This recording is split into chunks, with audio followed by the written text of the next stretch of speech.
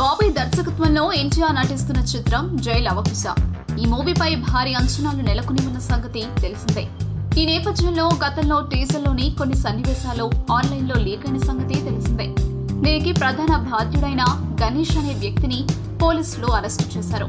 ఈ కేసు ఇంకా విచారణ కొనసాగుతుండగానే మరో సాంగ్ లీక్ అవడం అందరినీ షాక్ గురి చేస్తుంది. జై లవకుశలోని టైటిల్ సాంగ్ రావణ అని ఈ పాట ప్రస్తుతం సోషల్ మీడియాలో వైరల్ అవుతుంది. ఎన్టీఆర్ జై పాత్ర కోసం ఈ పాటను కంపోజ్ చేసినట్లు తెలుస్తోంది. ఈ మూవీలో ఎన్టీఆర్ జై లవకుశ అనే 3 పాత్రల్లో కనిపించనున్నాడు. ఇటీవల విడుదల చేసిన జై పాత్రకు సంబంధించిన టీజర్ కు విశేషమైన స్పందన లభించింది. ఎన్టీఆర్ ఆర్ట్స్ పతాకంపై కళ్యాణ్ రావు జై లవకుశని నిర్మిస్తున్నాడు. రాశి ఖన్నా, నివేదా థామస్ కథానాయకులు. దేవిశ్రీ ప్రసాద్ మ్యూజిక్ అందిస్తున్నాడు.